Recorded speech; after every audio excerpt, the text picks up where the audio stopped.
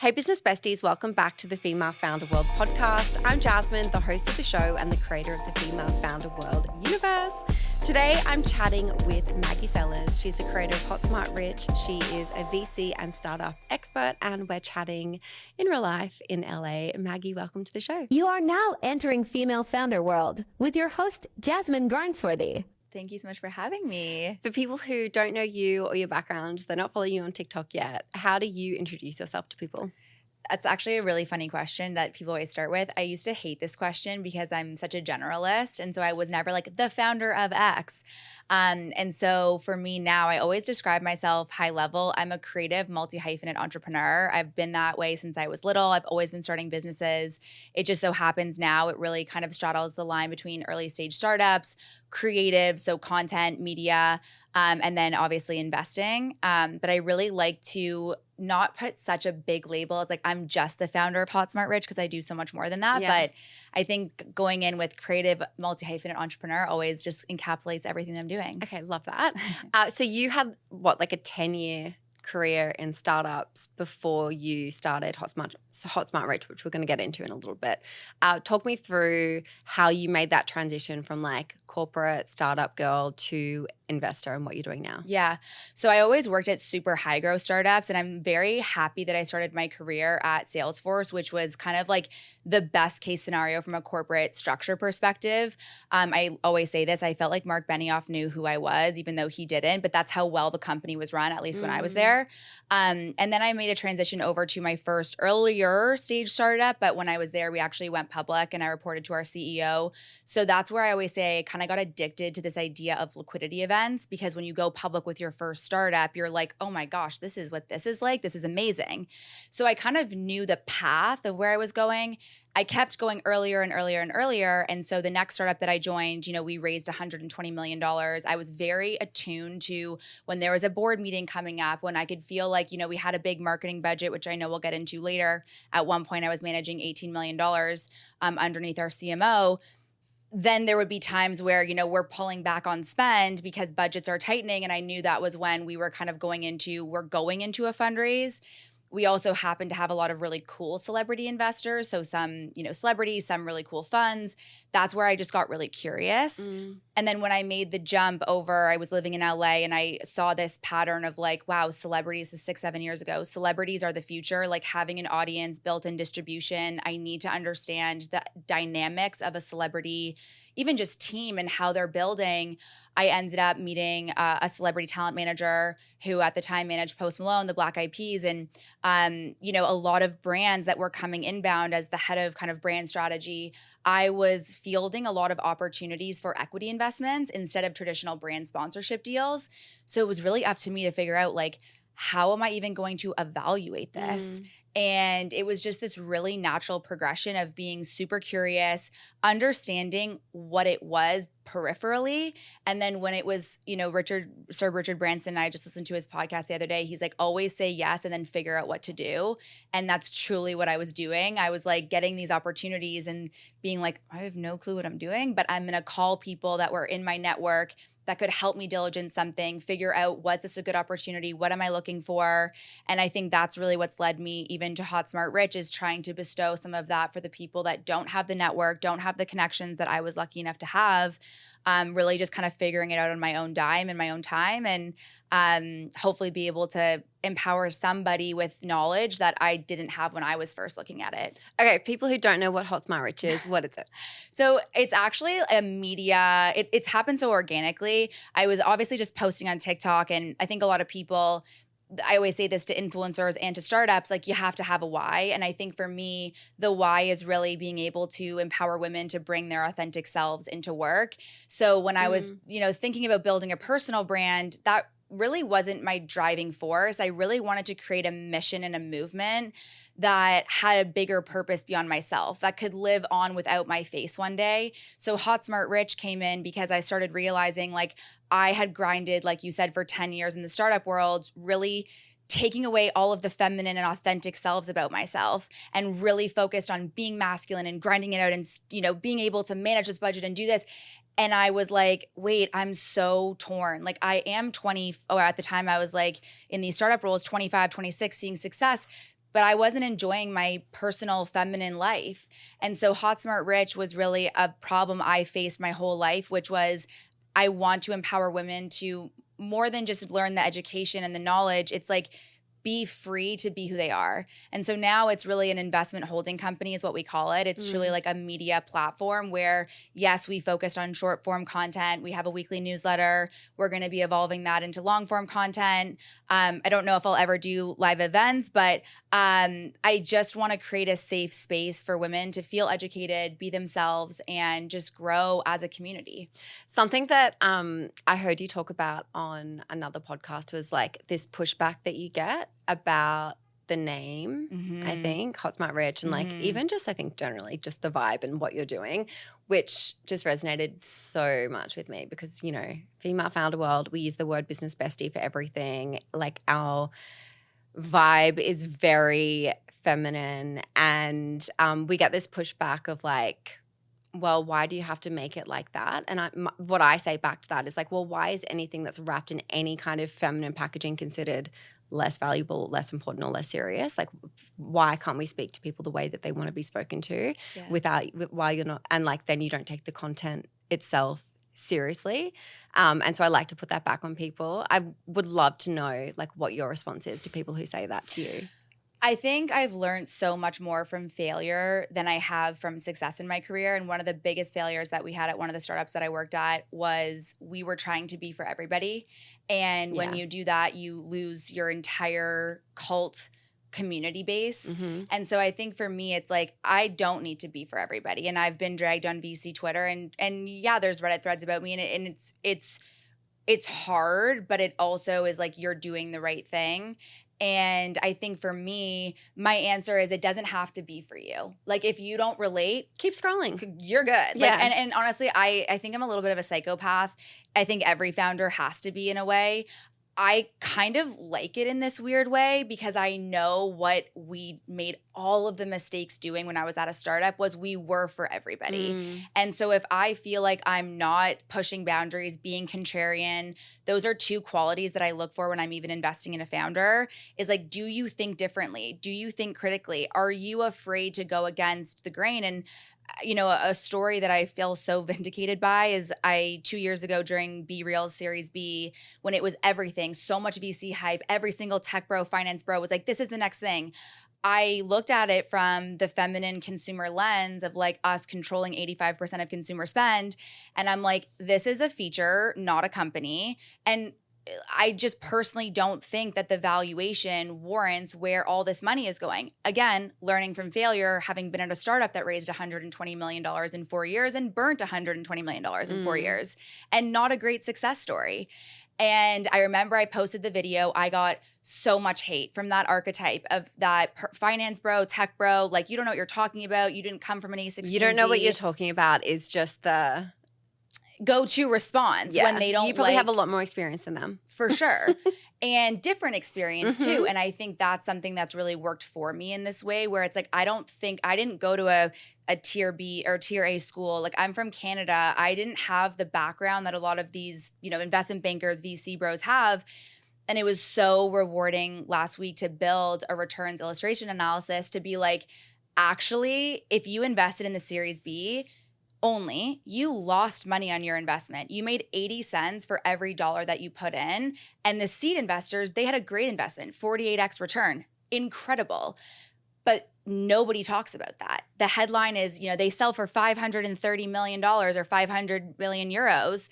And so for me, it's like, I didn't have to be for everybody back then. And I'm glad I wasn't. And now 2 years later, there's this delayed gratification to be able to be like, if you think differently, it doesn't matter if you're right or wrong. Just don't be afraid to like do something different. I love that. I think that's actually what you do so well is like you just make this whole world feel more doable and more digestible for I think a lot of people who normally would just have just been told. And this is something that again, like we hear at Female Founder World, a lot of people who just kind of like think, oh, it's not for me because Business Insider and Forbes like I don't feel like they're targeting me and I don't see my point of view like reflected. And so you don't think that it's valuable. And so I think what you do is like break this down so well and like bring a lot of people who haven't been included in the conversation along with you. I'd love to just keep talking about some of these myths or misconceptions that you think maybe early stage founders or the entrepreneurial community have about fundraising and VC, because like you just said, like you just see that headline of that big exit, and so you just assume everyone got really rich, and that's probably not what happened. No, not at all. I think venture capital is such a beautiful thing, and where it started from was really to fuel innovation. And I think that's the first thing you have to ask yourself if you're a founder is like, are you truly innovating in a space where you need capital, where if this sells, this is not going to look like a small exit. Like this is going to truly be defensible IP, something that needs the backing to grow quickly and grow fast and keep off competitors. And I think that venture capital has really been diluted down, where there's so many different even types of venture capital. Like the difference between a syndicate investor and a venture capitalist is so different. And an angel investor is so different. And so for anybody that is kind of trying to figure out even the landscape, it's like angel investors are typically investing their own money. There's less of like a returns analysis that they're doing to figure out, will this return my fund if this exits at these return scenarios? If you're investing other people's money, you're immediately categorized as a venture capitalist. But like I said, there's growth equity, there's private equity, there is early stage consumer VC, there's early stage biotech VC investors. Like there's just so much unknown in it. But I think the big difference, and this is something I talk about a lot with people, is, and maybe this is actually super contrarian, because in the past, if you wanted to raise money, you could never talk about an exit. You had to build a forever brand, and you wanted to do this for the rest of your life. I would never invest in a consumer founder that doesn't have an exit plan or a strategy. Like I always think about this, P&G, don't quote me on the exact number, but I see, let's say if we see 1,000 deals a year, if I look at a pitch deck, let's say 800 of them say they're going to sell to P&G one day. Do you know how many brands P&G owns? They own less than 100 brands. So 800 people a year are saying they're going to sell to P&G. Well, that's one of your potential acquirers. There aren't that many of them. So right now, a huge question in beauty is, who's buying all of these beauty brands? Like, I think that is where you have to be very clear from the get-go on like where you're going. And if you want to build a brand that you are going to run forever, I don't think you need venture capital money. And I know it's so hard to get venture capital money right now, but I think you really have to figure out like, what is it that you need money for? Because I will tell you, whether it's Airbnb, whether it's my friend Bryony who started Pilates by Bryony, like the best, most successful beginning, or the most successful companies come from humble beginnings, and they come from things that don't scale. And I think especially if you're talking, I would assume like female founder world is there's a lot of consumer tech, but there's also a lot of CPG. Like it can come from one product, one success, one hit, and then you can grow and develop from there. I don't know if you necessarily want to sign yourself up to being held accountable to the growth that venture capitalists are going to expect of you. I think that's such an interesting like switch in your brain to think about, okay, if you want to build a business and what are your chances actually of being acquired and selling this thing, then okay, well, what does the pace of growth look like? What does your life look like while you're building this company? Because I think a lot of people are like, okay, I'm on this like 5-year all or nothing fast track. And it's like, well, maybe you've read about these tech founders doing that in certain spaces, but that's actually not the path that your product and your vision should deserve and entail. And maybe it's something really different and your approach should be really different. I don't think a lot of people are talking about that. Yeah. And I also don't think it's like, you know, there's this huge misconception in the market that if you're not right for venture capital, you don't deserve a place. That's also not true. Yeah. Like I look at, and we're reading in the HSR book club right now, Tash Oakley's book on Monday Swimwear. Like Aussie founder. Yeah, exactly. Like love. And, you know, it's empowering that they didn't take venture capital money. And I think especially like if I could just, and there's never good advice for every single founder that's listening to this, because every business is so different. Like you look at Naturium, I think they only had 3 or 4 years and they sold for like $300 million. That also is a super rare case. But I think it's like, if there's a blanket statement I can make, it's just like focus on the community first and foremost. That is the growth hack, I think, for consumer brands that will be the wildfire that you need to have something that's successful. When you try to manufacture too much and you're trying to manufacture, like, am I the right fit for venture capital? I keep getting turned down. It's like, they say be delusional and self-fulfilling prophecies. Every single founder that I know is turned down by hundreds and hundreds and hundreds of funds. If you feel like you're the type of founder that's going to be affected by that and it's negatively going to impact what you can bring to the actual job every single day, then try everything in your power to not go the VC route, because that's just the reality. And I say that as somebody that has raised money for a syndicate, that's raising money for a fund. Like, I get no's all the time. I'm lucky I started my career at Salesforce where I made 100 cold calls a day and I was hung up on and told to F off every single day. Such good practice. Such good practice of, like, it doesn't matter. That's a you problem, not a me problem. But if you're new to getting rejected, my biggest piece of advice is go to a retail store. I do this all the time. I actually told my assistant to do this, and ask for 15% off. Just ask for a discount. And when they look at you and say, why would we give you a discount? You say, I don't know. I just want a discount.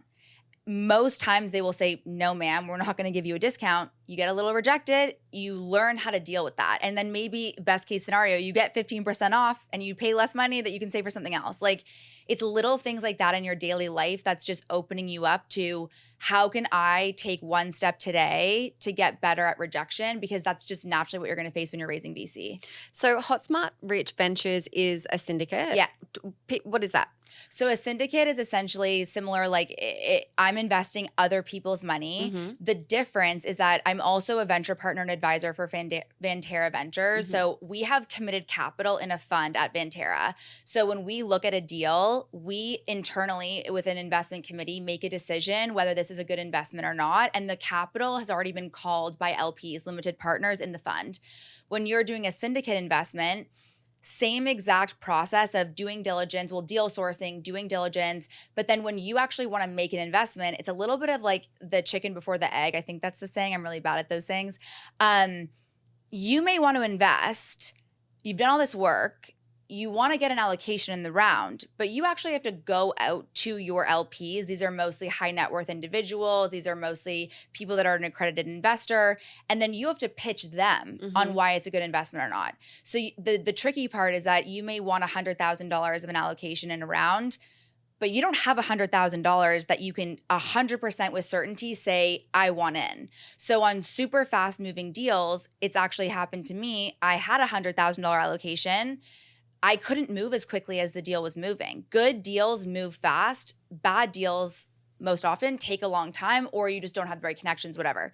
So the problem, it's a beautiful way to get into investing.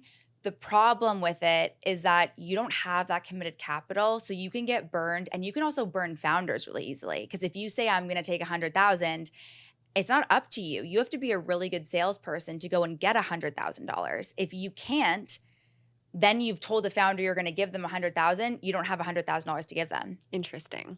Okay, I have a couple of questions from the community. And the first one breaks my heart, but speaks to, I think, what so many people are feeling right now. Why does it feel like it's impossible to get investors in the moment? You know, it's something about me that I'll just admit. I am not the smartest person in the room. But overall, the macro environment is really concerning for a lot of investors. And the big people that are giving venture, this is something that you have to realize, like LPs, when I say LPs, limited partners, people usually don't know what that is. Those are like, especially if you're over a $30 million fund, you can start to get interest from like institutions, endowment funds, not like the high net worth family offices that usually are the people you target for LPs if you're under $30 million.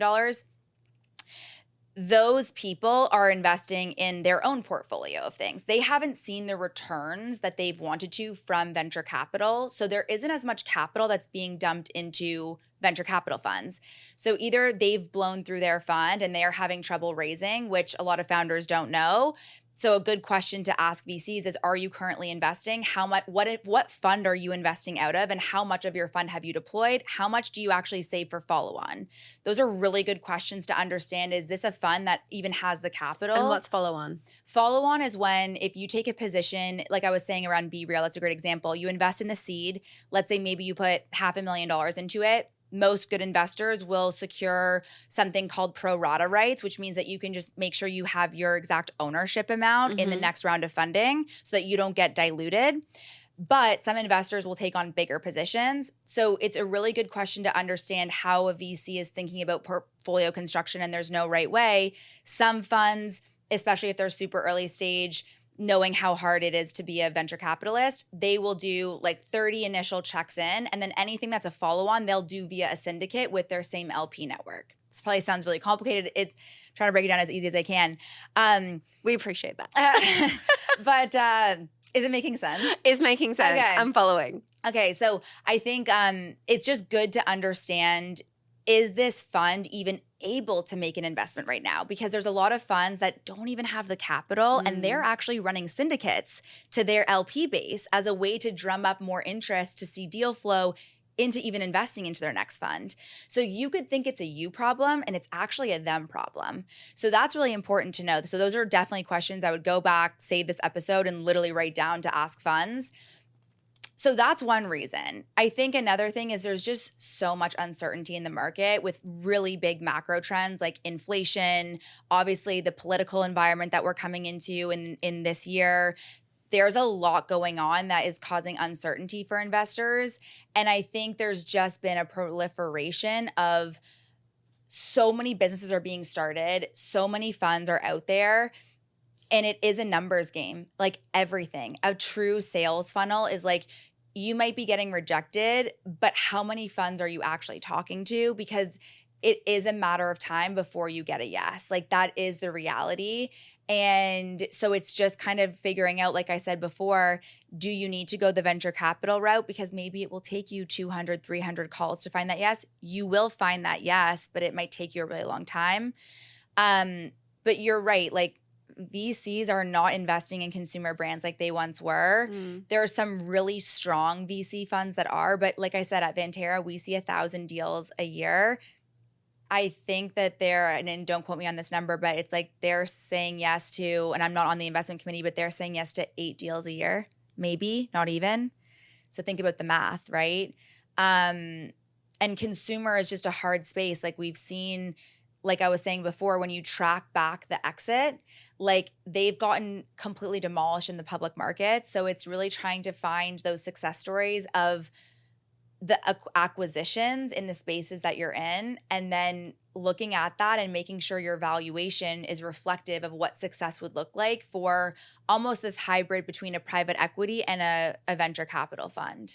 I want to kind of like switch tracks a little bit and talk about marketing, because you're embedded in the space, you're advising different startups, but you've also yourself managed, like you said, an $18 million marketing budget. What do you think first of all, like from that really high level, like how should brands be allocating their spend at the big budget, at the small budget? And what are you seeing that's just like working, driving traction now today? Yeah. So at a super high level, I was very lucky. The startup that I worked at that we raised $120 million for, it was actually illegal to do paid digital ads. So I'm trained as a brand marketer through truly like community oriented approaches, which is I think why I've been able to like really advise so well, because I actually don't know anything about digital marketing. Like if you were to ask me like, how do I target? I'm like, I have no idea. I know there's really great tools out there, but I think it's really around, like I said, community driven initiatives and letting the community be your biggest spokespeople. So that's like identifying who is like the key hero customer that you have, figuring out where they are, where they spend time, and how can you get in front of them. And I think it's also around identifying like where are the problems that they are facing that you can be painkiller for, not a vitamin pill for. So it's like if you're a water company, the summer is the best time to have most of your marketing budget be spent versus the winter, especially if you're on the East Coast, because people aren't as like wanting to quench their thirst in the winter. They're doing that in the summer. So it's like you want to allocate most of your spend to field marketing, sampling, even point of sale marketing when you're in the East Coast in the summer. Like it's little things like that. I think in general, allocating a budget is a really tricky thing because it's specific to the company and the category that you play in. beauty as an example, it's like I don't think POS marketing works as well as some other initiatives, but that's totally different for food and beverage. So I think it's just about understanding your customer. That's if like there's one big takeaway, it's like who is the customer? When is the pain point? Because every business that's successful is solving a real problem. They're not making up problems. It's not a nice to have. That's why Be Real, like I never thought was a good investment. Like what problem are you solving? So it's like really understanding your customer and then being able to serve them marketing when they're going to feel that exact pain point that you are offering the solution for. Does that make sense? That makes sense. Who do you think does that really well? Who does that really well? Okay, I have a great answer. Okay, great. Summer Fridays. Like I just saw this brand come out of nowhere and they did so many things right. They did starting with one product. People forget that. They think it's this like huge brand. It is now, but like they started with a jet lag mask. They just did this amazing campaign in the airport where they were doing out of home when you're doing your bucket. So there's like so much viral marketing. You're letting your customer market for you. Like that is the key. They also do something that I love to do, which is super unexpected partnerships and where you don't expect to see them because there's so much going on in the cultural zeitgeist right now. Attention we're in the attention economy. It's like, how do you create attention? And I think Summer Fridays, like doing a collab where you're popping up at a cafe. It's like what makeup brand, I mean, Glossier actually did that back in the day, but I think they do things that is they know exactly who they're speaking to. They know exactly what they're doing. And they do things that, yes, you expect, but you also don't expect. So they're keeping the customer excited about what's happening next. Whereas when you've trained your customer to expect this is our rollout, this is our map, like people get bored easily. It's human nature. Think about the vices that we have in the world. It's because humans like a little bit of drama. And so it's like you have to kind of create that drama for them to feel like they're excited to find a little scavenger hunt of what you're going to do next. Yeah, I really like the idea of just, okay, well, understanding everything, where your customer are hanging out, what they're doing, what other brands they're using, and then not being afraid to go out of your category. Totally. Like you're a beauty brand. You don't have to just show up on the shelves of a beauty retailer. You don't have to just partner with other beauty brands. Like totally. Yeah, that's really clever. Yeah.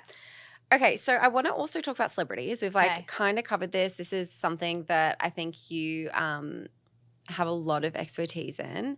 I know that you brokered a deal between Sofia Richie and Nudestix like back in 2021 for her to be, was it the chief beauty officer? I don't think it was even 2021. It was 2024. It was like 2022. When did she get married? Oh, recently. Okay, really so recently. it was right before then. Okay. Yeah. Okay. So super recently.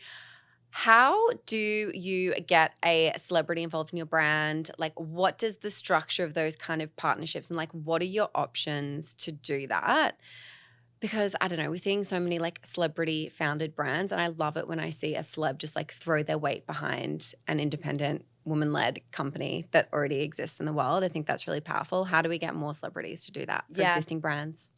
I think Hailey Bieber is truly the roadmap. Yeah. Like what she did with Barbara Sturm was develop serious, and I call it leaving Easter egg credibility, where she as a celebrity was training her customer and her audience to trust her in that space. And Barbara Sturm, there is nobody, I will say the difference between beauty and skincare, little tip, is like skincare, people trust like the credentials more than they care about like the branding and kind of like the non-technical founder in a way. They really want a derm, an esthetician, somebody that has that credential. So Barbara Sturm, nobody better, right? So Hailey did this amazing work with them for, I think it was like 4 or 5 years. She was doing, webinars, she was doing events, she was the face of the brand. So she really, like, to your point, got behind a female-founded brand and really helped bring it to the mainstream. Not to say it was all Hailey, it definitely wasn't, but there was elements that she was able to leverage to take them to the next level. Once she had built that credibility and studied the market and been in it and was able to probably hold her own, you can tell how genuinely integrated and across the business that Hailey is. And I think that is why I have so much respect for what Rhode has done. And truly, it's her number one priority. It's what she's talking about 24/7. Another really big thing I've learned, and I think what makes it my experience so unique and different, is on the brand side, running a startup, I was in charge of, our celebrity talent partnerships. I worked for arguably some of the biggest celebrities in the world, not only launching and incubating their brands, but helping them be the face of other brands. And then I have, like you said, like this background in venture capital and equity. So it's like I kind of bring all of that to these experiences.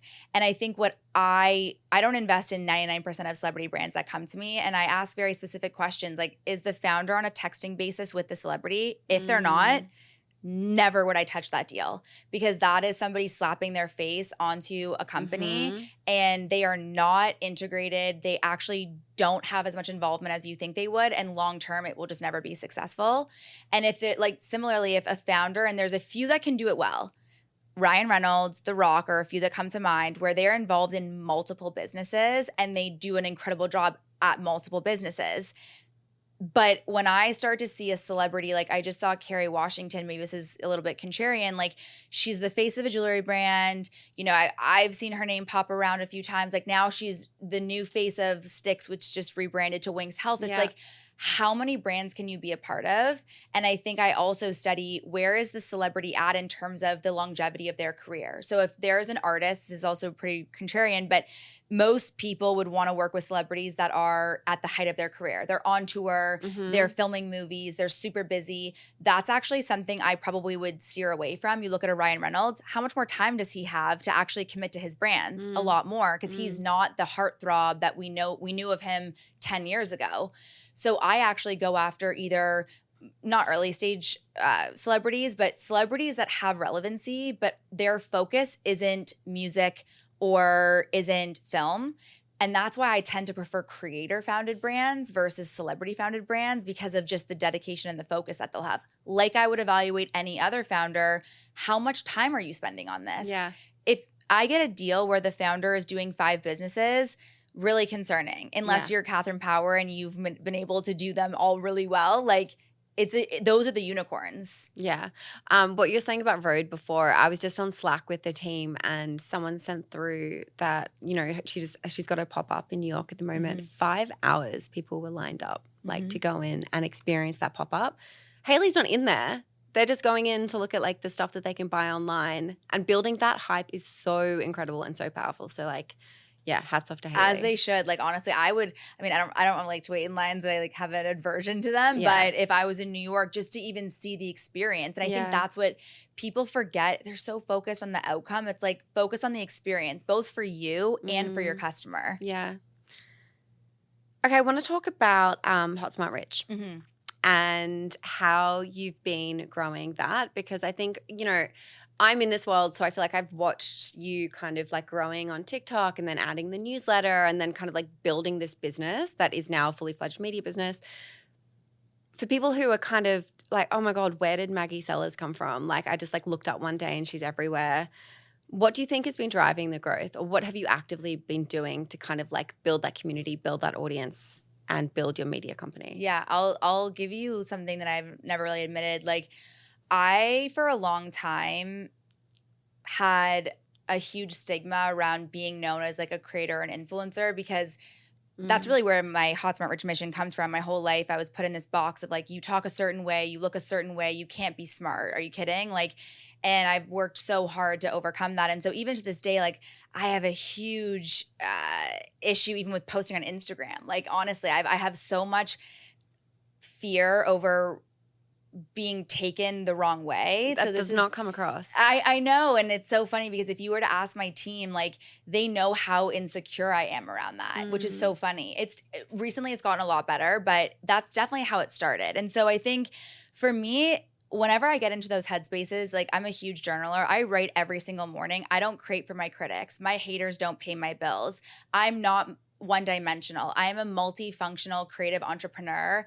I have a value in my voice. My opinion matters. Those are things I say every single day to myself. I'm going to write that down and like put it on in my mirror. Yeah, it honestly makes a huge difference, because whenever I feel fearful over like, what are people going to think about this or that, I just remember the why. And I think that's where Hot Smart Rich has come out of and it's come out of nowhere and it's now everywhere, because it's not for me. It's not to serve a purpose to feel like, oh, you know, I'm an influencer now. It really came from the girl that lost herself to build startups thinking that people would do right by me, mostly men leaders, and that was never my case. There was actually a story where there was a period when I was living in the US, and you'll relate to this as an immigrant as well, where your visa's tied to your employer. Yeah. And, we were going back and forth over equity and compensation, and I was taking on more responsibility. And I always because I killed myself, to do the right thing and work really hard. And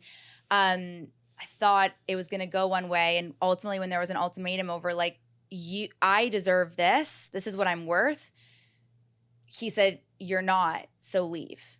And I never thought that would happen to me. I had 60 days to get deported during COVID with the border closed, or figure it out and get another visa. Yeah. And I think it was through those experiences and losing myself for what? That's where every single day Hot Smart Rich is so much bigger than me. It's for this community. And I think that's where if you're building something, it has to be bigger than you. Otherwise, yes, we're all egotistical, but that wears off at a certain point. Yeah. And it's what's the difference between what you want and what you yearn for? You have to lean more towards what do you really yearn for? And those are typically things like love and community and passion, and not what car you drive or what house you live in. Yeah, absolutely. What you were saying just resonates so much with me. I mean, my background, I was a fashion and beauty editor for years. I built digital properties and audiences for literally some of the biggest media companies in the world. I launched companies and verticals in Australia for the first time. Did all of these things that now, with hindsight and experience and having seen more about how the world works, I value that so much more. Yeah. But I remember wanting to start Female Founder World multiple times through my career, and having so many false starts. I would publish a little bit and then stop and take it down and wait another year and da-da-da, because I was just so mortified at the idea of having this thing out in the world that didn't have the stamp of Pop Sugar or, another publisher or a title, just having it fully out in the world as my brand, my business, my content, my voice. And that, honestly, I think it took me 6 years to get over that. Mm-hmm. And don't you think now if if a 25-year-old came to you and was what's a piece of advice that you have for a 25-year-old? My piece of advice is always the fear of it's that TikTok voice. The fear of looking stupid is holding you back. Yeah. Truly, that is I don't regret anything. And I actually am very happy I have 10 years, like you were saying, the experience that you value is in that corporate environment, in that startup world, because how can you be, and we see this time and time again of these TikTok influencers that get super famous right out of college. That's what their job is. And then they're now, a lot of them are going and getting a corporate job. Yeah. They're I'm actually really not sure if I want to be creating content around myself all the time. Yeah. And I think for me, it's there's a way to do both. But my biggest, not regret, but just push for people that are that 25-year-old or that 35-year-old or that 55-year-old, wherever you are in your kind of self-reflective journey of being authentically yourself. It's truly that. It's you feeling fearful of looking stupid is only because it's new. When you get traction, when you are everywhere, the amount of people that reach out to me to promote something that once made fun of me and sent my videos around, it's wow, it's shocking. Yeah. And you just have to keep going. And anybody that tells you, even Sir Richard Branson, back to the podcast he was on yesterday, they had a massive failure going up against Coca-Cola and Pepsi trying to create virgin soda. Do you think that is what he's focusing on? No, he's focusing on getting to fucking space. He is not even thinking about the point. Roger Federer, he says that. He's once the point's over, it's over. It's in the past. We're focused on the future. Yeah. Failure is a natural part of business, so you just have to kind of get over it and keep going. Amazing. Maggie, this has been incredible. Thank you so much. I'm going to end the show on that point, and we're going to have a follow-up episode where we talk all about your resource recommendations later this week. Thank you so much for coming on Female Founder World. Thank you for having me. One of my favorite conversations. I just wanted to jump in and end the show with a quick thank you and shout out to all of our paid Business Bestie subscribers. For $9 a month, Business Besties bypass literally years of networking by getting access to all of the people that you need to build your dream business. Besties get access to exclusive in-person meetups in cities all across the US, Australia, and the UK. You get access to our group chat and you get to bypass the waitlist. You also get invited to exclusive monthly group business coaching call sessions where you can speak to experts and founders and ask them all of those questions questions that you just can't Google.